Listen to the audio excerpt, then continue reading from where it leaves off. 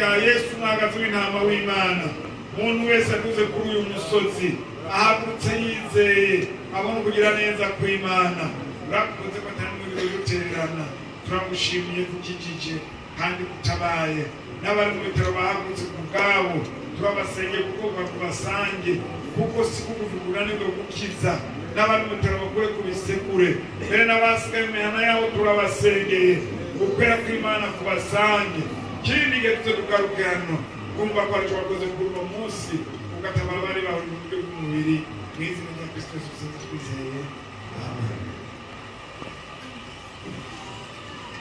Imana yacu nihabwe icyubahiro. Imana yacu nihabwe icyubahiro. Muri iki ntango z'umwaka turimo kandi twatanguye turakeneye guca mu bigenda bitugora mugabo umwami wacu Yesu Kristo akaduha uburyo bwiza bwo kugenda tunesha kandi turakeneye umwami wacu Yesu Kristo kugenda duha ubutiti bw'amanga kuko urugendo turimo rurarusha kandi urugendo turimo rurananiza. Mwene data ndakwifurije uyu mwaka dutanguye ugeragezwe ariko urame muri Kristo Yesu. Ngoba dusengere umuntu dusenge Imana izoduhe kugenda muri uyu mwaka dutanguye kuzogeragezwa nukurema muri Kristo Yesu.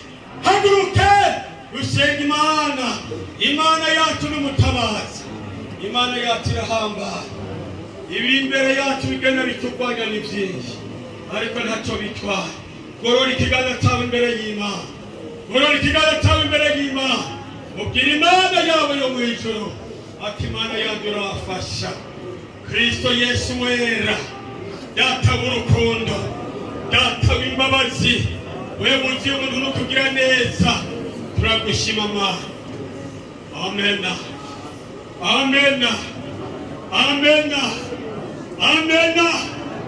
Yesu wera wamuseruka mwami ngari n'ishagaraga turahagaze imbere y'ubwiza bw'Imana. Ishara ryawe mwami ngari no irahagaze imbere y'ubwiza bw'Imana.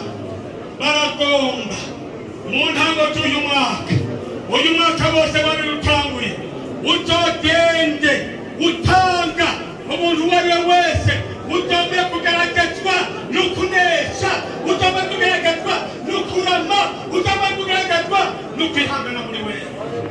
Urakoze ko kuri Imana yamiseruka Mana nzima Imana ihambaye Imana twizeye Imana watumenye kuberekera hose kandi Mwana ngawe dushushanyije mu kiganza cyawe Yesu mukuru.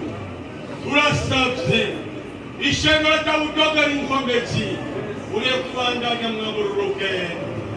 Urakaza muri byose n'ubishimirwe tubisenze ko mu izina rya Kristo Yesu.